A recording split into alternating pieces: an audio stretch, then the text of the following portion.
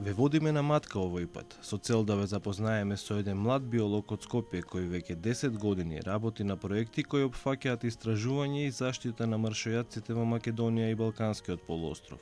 А во последните 7 години живее и работи во Шпанија, каде што бил дел од повеќе вакви проекти таму, за последната година да биде координатор на Балканскиот акционен план за заштита на 4 видови маршојадци кои живеат во Европа. Јован Андевски го начекавме во Скопје, каде престојуваше кратко за време на празниците. Не случајно ја одбравме матка за да го реализираме ова издание на Луѓе и места. За жал, таа денес е значајна само како историски показател дека некогаш овде живееле маршојадци. Последната двојка белоглави маршојадци ја забележена последен пат овде во 2007 година. Единствен маршојадец кој се уште може да се види на матка е египетскиот, кој на есен мигрира во потоплите краеви и се враќа повторно на пролет. Матка има посебно значење и за мојот денешен соговорник, бидејќи токму овде се неговите професионални почетоци со истражувањето на маршојадците. Овде беа моите почетоци на заштита на маршојадците. Во 2004 година почнавме кога започна реално проектите за заштита на маршојадците во Македонија. Започнавме со матка затоа што беше многу блиску до Скопје и реално последната двојка на белоглави маршојадци беше многу едноставно да се види во матка. Се обидовме со многу предавања и запознавање на луѓето за биологијата на маршојадците, за нивната заштита и за нивната корисност во природата. Исто така се обидовме и да формираме едно хранилиште за маршојадци, кој што беше блиску до Кањанов матка, само од другата страна, позади водно. После неколку месеци од напорна работа се испостави дека хранилиштето функционираше навистина добро. Двојката на белоглави маршојадци често го посетуваше и реално го користеше хранилиштето. Но за жал во 2006 го регистриравме последното гнездење на овој пар, кој што не успеавме да дознаеме дали таа година реално израснаа младо или не, но одеднаш исчезна парот и повеќе не беше забележан. Се сомневаме дека најверојатно тоа се должи на труење или на користење на отрови во природата, така да до ден денес не се разјасни која беше реално судбината на таа последна двојка на белоглави маршојадци во Кањанот на матка. Пред се, љубовта кон животните била пресудна Јован да се определи подоцна ова да биде негова професија. Маршојадците како фокус на истражување дошле сосема случајно. Јас уште многу рани години се сеќавам дека реално интересот кон заштита на животни или спасување на животни беше огромен. Така да некако тој интерес претходно потоа прерасна во остварување контакти со невладини организации, со друштва кои што работеа на заштита на природа. Се најдов во вистинското време да се вклучам во Македонското еколошко друштво, каде што започна првиот проект за заштита на маршојадците во Македонија. Така да сакам само да појаснам дека беше спонтано. Реално јас имав личен интерес во таа тема, се погодија, склопија коцките дека започна проект за маршојадците во Македонија. Се вклучив помеѓу малата екипа, колку што бевме тројца-четворица во тој период. И се до денес помина 10 години и јас сум сосема задоволен од тој избор. За било кој човек, ако неговата желба представува интерес кон заштита на природата или на животните, и кога во одреден момент би се сретнал со вид на животно како што се маршојадците, се вид кој што реално привлекува внимание. Значи, вид е кој што се работи за вид кој што може да се види, се работи за една огромна птица која што има распон скоро од 3 метра. Така да не зборуваме за некој микроорганизам или за некое незначително, невидливо растение или животно. Изборуваме исто така за еден вид кој што има многу специфично однесување во природата, специфична адаптација во природата, видови на животни кои што реално се адаптирале да ги користат остатоците од изумрените животни. Тоа ги става на врв на пирамидата за исхрана во екосистемот. Така да од различни аспекти, значи маршојадците како вид се интересни, се впечатливи, имаат интересен дел во синџирот на исхрана на животните и од друга страна реално кога зборуваме се еден од се корисен вид во природата, кој што е потребен за тоа кружење на материјата во природата. Сакам да истакнам дека маршојадците се животински вид кој што привлекуваат внимание. Значи, секој оној кој што ќе сретне маршојадец во природата или ќе ја има таа привилегија да оствари близок контакт, да го види од блиску, реално секој ќе остане со некакво мислење. Значи, многу луѓе се згрозуваат заради нивниот начин на искрена, заради нивниот изглед и многу луѓе се воодушевуваат. Како и да ја оставаат силен впечаток. Неговите истражувачки ангажмани во Македонија се поврзани со македонското еколошко друштво. Во тој период започнале проектите за заштита на маршојаците кај нас како дел од акциониот план за заштита на маршојаците на Балканот. Неговиот професионален пат подоцна продолжува во Шпанија, земја со голема популација на овој птици.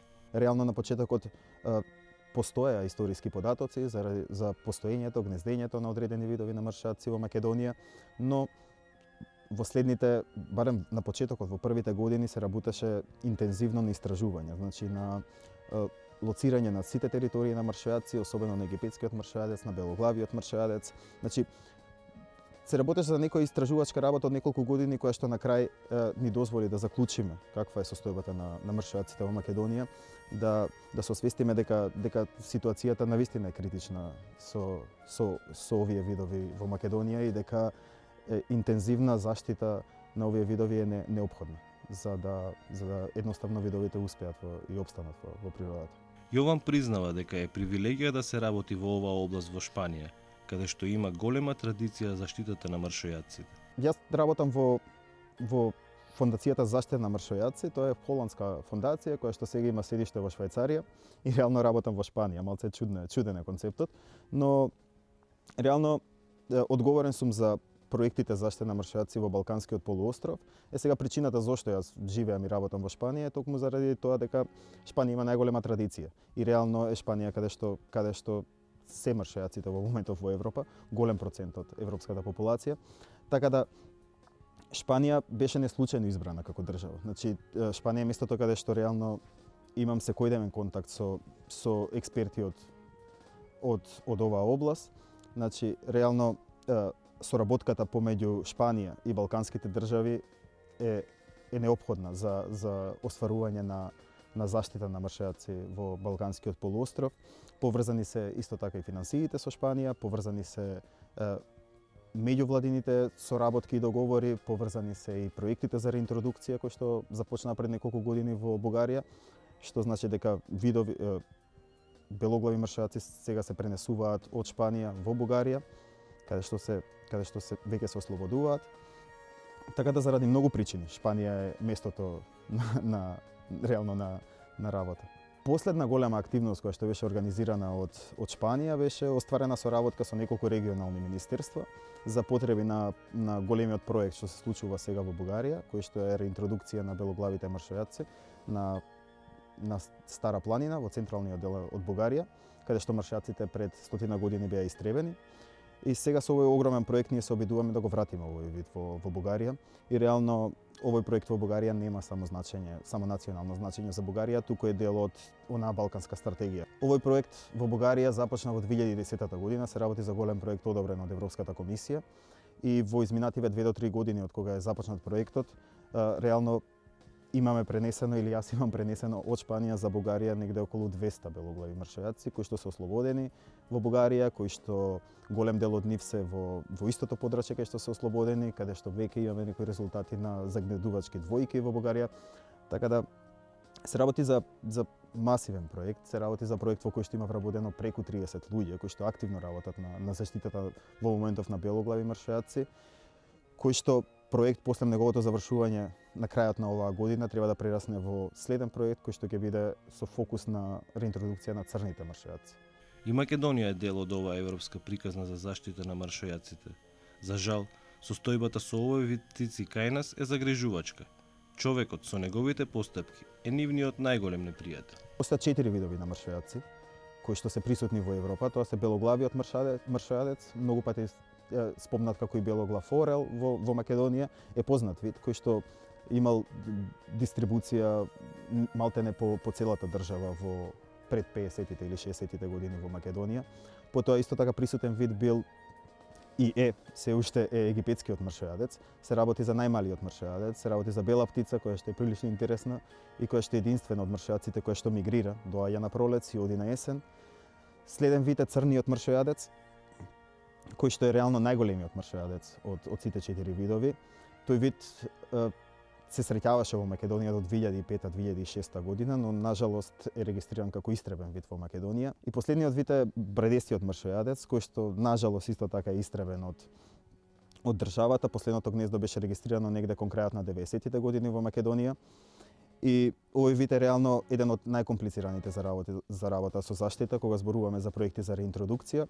Реално во моментот веќе се работи проектот за реинтродукција на бредестиот мршојадец во Алпите, кој што е проект кој што трае веќе 30 години и реално после 30 години сега забележуваме резултати со овој проект. Искрено го истекнувам само за да кажам и за да појаснам колку заштитата на мршојадци е специфична и колку е долготрајна и макотрпна работа за да реално ние успееме после не знам колку години од истребување да го забележиме истиот вид повторно во државата. Околу глобалната или регионална состојба на мршојадците на Балканскиот полуостров, сакам да кажам дека ситуацијата во Македонија е црна, да, но не е единствена држава која што има проблем со заштитата на мршојадци на Балканскиот регион. Исто глобалната регионалната состојба на мршојадците на Балканскиот полуостров се смета дека имаме преостанати неколку околу 500 белоглави мршојадци, околу 80 или 90 египетски мршојадци, дури таа бројка може и претерана, може и многу помалку. Од црниот мршојадец, единствена популација која што преостана на Балканскиот полуостров е популацијата во Националниот парк Дадија во Грција, во северна Грција. Таму популацијата брои околу 25 гнездечки парови. Тоа се реално 25 двојки кои што преостанале на Балканскиот полуостров и од бредестиот мршојадец, кој што веројатно балкански гледано дека е најзагрозениот вид, преостанува популација од 5 до 6 двојки во Крит. Значи се работи за островска популација комплетно изолирана. Така да состојбата или статусот на мршојадци на Балканот не изгледа многу надежна, но од друга страна од спротива во Шпанија и во Франција се забележуваат зголемување на популациите. Сакам да спомнам само колку да се направи паралела од балканската популација и популацијата на Иберискиот полуостров, која што реално се работи за една територија блиска по големина и која што реално историски имале исти слични популации на мршојадци. Сега Шпанија брои 25.000 парови. Значи наспроти 500 парови на белоглав мршојадец на Балканскиот полуостров. Црниот мршојадец се бројат некаде околу 2100 двојки во цела Шпанија и Франција. Така да на Балканскиот полуостров преостанаа само 25. Египетскиот мршојадец е слична состојбата, бредестиот мршојадец исто така е слична состојбата. Така да сакам да кажам дека состојбата на Балканот е навистина критична. Значи мршојадците треба да постојат во една еколошка и биолошка здрава средина. Тие се неопходен вид кои што реално ќе се вклучат и ќе го завршат оној циклус на кружење на материјата во природата. Јован е од оние луѓе за кои што работата представува задоволство за нив лично. Пред се, неговата љубов кон овој вид птици е голема, исто колку неговата желба тие да бидат што побројни во природата. Јас лично, работејќи оваа работа, уживам во самата работа. Реално е работа која што се осеќам среќен за тоа што успеав некако на некој начин и сопствената желба или задоволство што за многу луѓе би можело да биде хоби, за мене е професија и за мене е професија која што реално ми ги плаќа сметките на крајот на месецот. И реално не само тоа што јас посветувам многу сати во текот на денот на оваа работа и на крај морам да признаам дека најголемото задоволство е кога некој пред да заспие размислува за тоа што го направил во текот на денот и го има чувството да се осеќа корисен. Дека освен што успеал да заработи и да реално живее комотен живот, дека се осеќа корисно, дека допринел за нешто од надвор од дом, што е природата. Со надеж дека на матка повторно некогаш ќе можеме да ги видиме овие видови птици, ја одјавуваме оваа луѓе и места. Следната е за 7 дена кај некои други луѓе на некое друго место.